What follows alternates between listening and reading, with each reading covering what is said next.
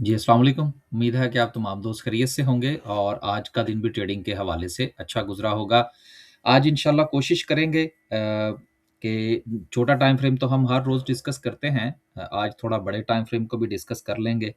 Last week भी हमने किया था, आज भी थोड़ा-सा उसका जायज़ा लेंगे। तो चार्ट पर थोड़ा-सा टाइम जो है वो ज़्यादा होगा, कुछ 1-2 खबरें हैं, उनको इंशाल्लाह शामिल करते हैं। 1800 पॉइंट्स जो है वो आज मार्केट ने ऐड किए हैं। थोड़ा-सा मार्केट ने पाँव ज़रूर लगाया है, लेकिन जितना मार्केट पर डिप्रेशन था, उसमें थोड़ी-सी कमी वाक़या हुई है। उसमें कुछ खबरें भी हैं हुकूमत की तरफ से, 1-2 खबरें हैं, वो भी इंशाल्लाह शामिल करेंगे। तो थोड़ा-सा साँस बहाल होता हुआ जो है वो लोगों का नज़र आ रहा है। मार्केट का लो आज का 1,82,347 का रहा। अगर हम इसके लो को 1,82,250 कंसीडर कर लें और इसको 1,84,250 जो है वो कंसीडर कर लें, तो रफ़ली मार्केट ने लो से तकरीबन को 2,000 पॉइंट्स जो है वो ऊपर क्लोजिंग दी है।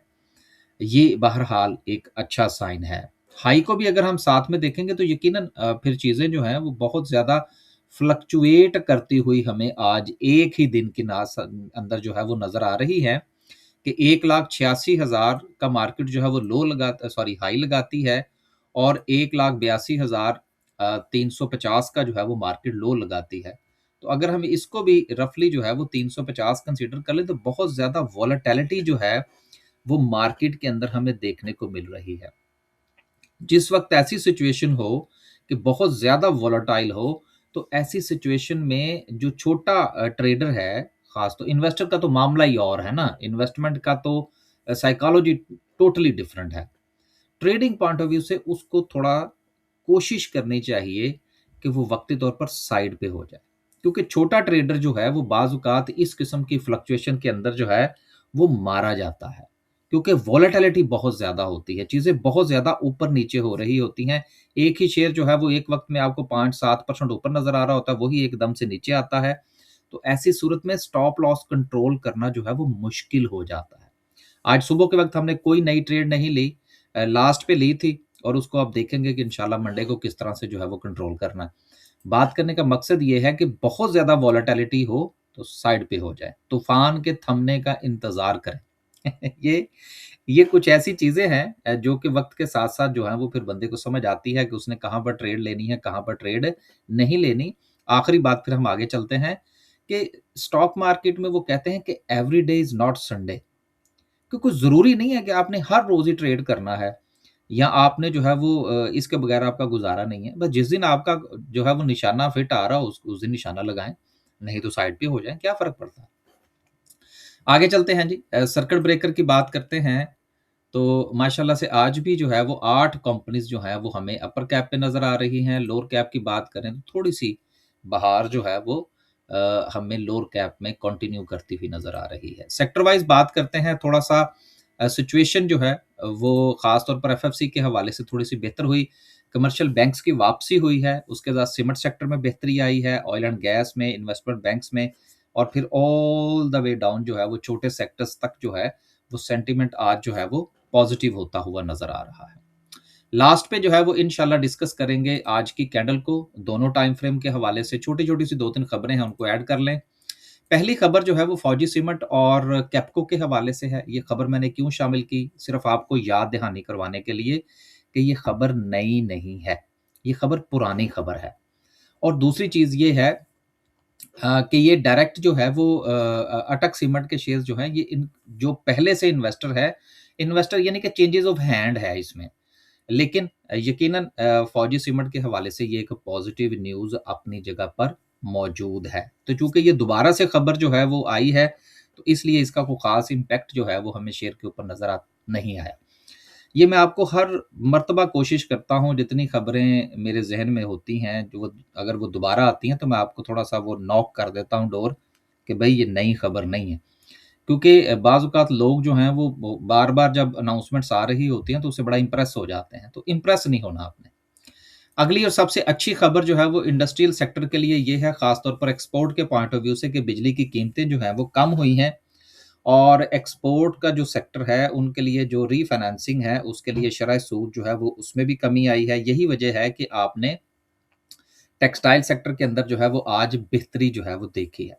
अब हुकूमत का बिजली की कीमतों को कम करना और इस किस्म की जो है वो सहूलियात का पैदा करना इस तरफ इशारा करता है, जो मैं गुज़िश्ता काफ़ी हफ्तों से आपसे गुज़ारिश कर रहा हूँ कि हुकूमत का ग्रोथ प्रोग्राम है। हुकूमत ने डिजिट्स बेहतर दिखाने हैं, अच्छा बच्चा बनने की कोशिश करनी है, चाहे बाद में जो है वो फिर उसका नुकसान ही उठाना पड़े। लेकिन मसला ये है कि जिस तरह से कि अभी हम 1-2 दिन पहले भी इस चीज़ के ऊपर बात कर रहे थे कि जो हमारे मामलात हैं, ख़ास तौर पर जो हमारा जो इम्पोर्ट एक्सपोर्ट का जो डिफ़रेंस है, अगर एक्सपोर्ट सेक्टर जो है वो थोड़ा-सा ग्रो करता है तो उससे कम से कम जो हमारा डेफ़िसिट है वो इतना नहीं बढ़ेगा। तो ये एक कोशिश अपनी जगह पर ज़रूर मौजूद है, लेकिन कौन से सेक्टर इससे ज़्यादा फ़ायदा उठाएँगे? यकीनन जिन सेक्टर्स के पास ख़ास तौर पर जो सीमेंट सेक्टर है, उनके पास तो उन अपनी बिजली बहुत ज़्यादा है। टेक्सटाइल सेक्टर में और स्टील सेक्टर जो है ख़ास तौर पर, वो इसमें से ज़रूर फ़ायदा उठाएगा। तो ये आप जो है वो ज़रूर ज़हन में रखिएगा कि एक्सपोर्ट सेक्टर के हवाले से टेक्सटाइल सेक्टर और लोकल पॉइंट ऑफ व्यू से जो है वो स्टील सेक्टर जो है वो बिजली की कीमतों से बहुत फ़ायदा उठाएगा। आखिरी खबर जो है वो माड़ी एनर्जीज़ के हवाले से है, जो कि माइन्स एंड मिनरल के हवाले से तो आपको पता है कि इनकी जो ज़ेली कंपनी है वो मिनरल के हवाले से काम कर रही है। अब ये जो है वो मिनरल्स की टेस्टिंग लैब के हवाले से जो है उसको जो है वो सेटअप करने जा रहे हैं। इसकी वजह से आज आपने इस शेयर के अंदर भी बेहतरी आती हुई देखी। आखिरी बात, एक्सप्लोरेशन के हवाले से माड़ी, पोल, पीपीएल, ओजीडीसी इनकी कुछ डिस्कवरीज़ अभी लाइन में हैं। ये मैं आपको एक बहुत अरसे से बता रहा हूँ, ये प्रोडक्शन अभी मज़ीद बढ़ेगी इनकी। लास्ट पे डिस्कस करते हैं जी आज की कैंडल को, पहले बड़े टाइम फ्रेम पर डिस्कस कर लेते हैं। देखिए ये चैनल जो है ये हमने बना रखी है, जो 191 का जो जोन हमने आइडेंटिफाई किया था, वहां से मार्केट जो है वो रिजेक्शन लेके वापस आई है और इसके साथ ही मार्केट ने अपनी एक जो चैनल की जो सपोर्ट है वो कल ब्रेक कर दी थी। अब आप ये देखें ना, टेक्निकल में यही चीजें होती हैं कि जो सपोर्ट है वो फिर बाद में रेजिस्टेंस बनती है, और अगर वो सपोर्ट जो है वो रेजिस्टेंस का काम करे या रेजिस्टेंस जो है वो सपोर्ट का काम करे, तो इसका मतलब ये होता है कि आपने जो एनालाइज करके जो लेवल्स आइडेंटिफाई किए हैं वो किसी हद तक बेहतर हैं, क्योंकि मार्केट उनको रिस्पेक्ट कर रही है। ये टेस्टर होता है ना आपके एनालिसिस का। अब मार्केट के लिए हमने ये दो चैनल्स बनाई थी, यहां से मार्केट का ब्रेकआउट हुआ था, उसके बाद मार्केट ने इसको रीटेस्ट किया, अपना लोअर हाई बनाया, देन उसके बाद मार्केट ने अपना एक हाई प्लेस किया, राइट। अब उसके बाद जब मार्केट नीचे आई है बड़े टाइम फ्रेम के ऊपर, जो आरएसआई की डाइवर्जन थी, वो जरा दोबारा से अगर मैं आपको दिखा दूं, जो लास्ट वीक हमने डिस्कस की थी, वो ये वाली डाइवर्जन थी कि मार्केट जो है वो तो ऊपर जा रही है, लेकिन आरएसआई जो है वो नीचे जा रही थी, राइट। सो ये डाइवर्जन थी जिस पर मैंने लास्ट जुमेरात को आपसे गुजारिश कर दी थी कि खतरे की घंटी है, किसी भी वक्त जो है वो मार्केट कुछ अपना मूड चेंज कर सकती है। सो बहरहाल अब वो मामला तो जाहिर सी बात है हो चुका।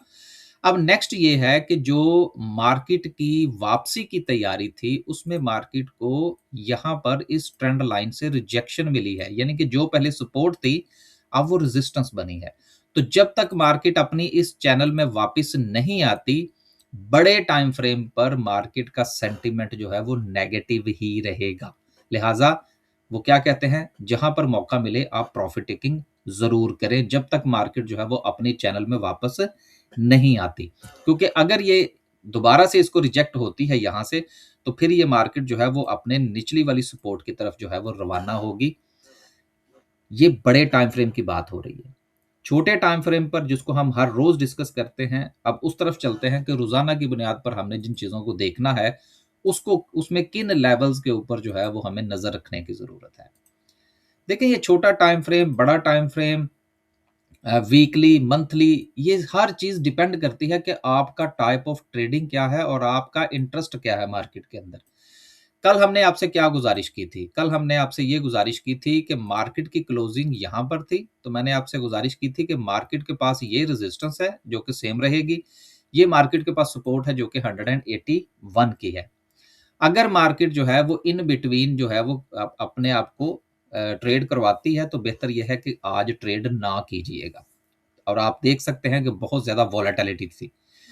अब नेक्स्ट जो है, मार्केट ने अपनी इस रेजिस्टेंस को ब्रेक तो ज़रूर किया, लेकिन उसको सस्टेन नहीं कर पाई। सो अब नेक्स्ट जो हमारी स्ट्रैटेजी है वो ये है कि मंडे वाले दिन अगर मार्केट जो है वो अपनी इस रेजिस्टेंस को ब्रेक करती है, जो कि अराउंड कोई 184,500 का जोन बनता है, अगर मार्केट इसको ब्रेक करती है तो देन जो है वो ट्रेड लीजिएगा।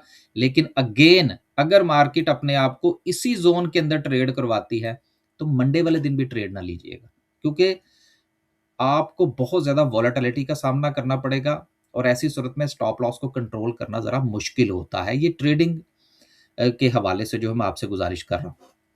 जिन दोस्तों ने इन्वेस्टमेंट पॉइंट ऑफ व्यू से काम करना है, वो इंडिविजुअल स्टॉक्स के ऊपर ज़रूर बाइंग करें लेवल्स के मुताबिक। अब देखें, यही वजह है कि हमारा जो इन्वेस्टमेंट का ग्रुप है, चाहे जंग लगे, चाहे मार्केट में कुछ भी हो जाए, उसमें हमारी तरफ से कभी कोई तब्दीली नहीं की गई। वो हमारे लेवल्स हैं बाइंग के हवाले से भी, सेलिंग के हवाले से भी, हम उनका इंतज़ार करेंगे। मार्केट अगर गिरती है, अच्छे लेवल पर चीज़ें जाती हैं और वो लेवल हमने आइडेंटिफ़ाई कर लिया है, तो इन्वेस्टर का काम है वहाँ पर बाय करना और ट्रेडर का काम है वहाँ पर इंतज़ार करना। बिल्कुल सेम टू सेम, जिस तरह अभी मैंने आपसे गुज़ारिश की ना कि भई यहाँ पर अगर मार्केट आपको दोबारा से इसी ज़ोन के अंदर ट्रेड करवाती है, तो ट्रेड ना करिएगा, क्योंकि वो आपको परेशान करेगी ट्रेड। लेकिन इन्वेस्टमेंट पॉइंट ऑफ व्यू से जो अपॉर्च्युनिटीज़ हैं, उसको मिस ना कीजिएगा। लेकिन ये डिपेंड करता है कि आप मार्केट में किस पॉइंट ऑफ व्यू से हैं। तो उम्मीद है जी इससे आपको फ़ायदा होगा। आखिरी बात जो है वो आपसे ये है कि देखिए, इस वक़्त आपका गोल्ड है, सिल्वर है, बिटकॉइन है, हर तरफ अफ़रा-तफ़री मची हुई है। और जो लोग हैं ख़ास तौर पर, वो ये समझते हैं कि शायद अब अगर हमें 4 पैसे स्टॉक मार्केट में से नहीं बच रहे, मैं ज़रा देखूँ अगर कोई 1 मिनट है तो। हाँ, अभी है 2 मिनट। जो लोग हैं कि जी मेरे पास अगर 4 पैसे मुझे स्टॉक से नहीं बच रहे, तो मैं चलो जी गोल्ड में घुस जाऊँ। गोल्ड में से नहीं बच रहे तो जी मैं बिटकॉइन में चला जाऊँ। बिटकॉइन में से नहीं बच रहे तो मैं स्टॉक्स में चला जाऊँ। ये काम ना करें। अपने आप को फ़ोकस्ड रखें। जब तक आप फ़ोकस्ड रहेंगे, आपको पता होगा कि यार मैंने स्टॉक्स में काम करना है, या मैंने क्रिप्टो में काम करना है, या मैंने फॉरेक्स में काम करना है, या मैंने गोल्ड मेटल्स में काम करना है। क्योंकि वजह ये है कि अगर आप अपने प्लेटफ़ॉर्म्स बदलते रहेंगे, तो वो चीज़ों की साइकोलॉजी जो है वो आपकी समझ में नहीं आएगी। आप कन्फ्यूज़ रहेंगे। तो अब देख लें, बहुत सारे लोग जो स्टॉक में से निकल के गोल्ड में गए थे, मेरे पास तो व्हाट्सएप के अंदर भरा पड़ा है जिसमें लोगों का ये था जी मार्केट तो हमारी मार्केट को बुरा-भला कह के हम तो गोल्ड में जा रहे हैं जी। हमने तो सिल्वर बाय कर लिया जी सारा। अब वो सिल्वर के अंदर जो है वो सेलिंग प्रेशर आ गया। तो कोशिश ये करें कि आप अपने एवेन्यू को तब्दील ना करें, ताकि अगर आप एक ही एवेन्यू में काम करेंगे तो आपका एक्सपीरियंस बनेगा और आपको चीज़ें समझ में आएँगी। उम्मीद है कि आज की इस आखिरी जो बात मैंने आपसे गुज़ारिश की है, उससे आपको फ़ायदा होगा। इसी तरह से अगर आप ट्रेडर हैं, तो इन्वेस्टर बनने की कोशिश ना करें। इन्वेस्टर हैं, तो ट्रेडर बनने की कोशिश ना करें। अपने आप को फ़ोकस्ड रखें। इजाज़त दीजिए जी, खुश रहें, आबाद रहें, अपने पोर्टफ़ोलियो का ख़्याल रखें। अल्लाह हाफ़िज़।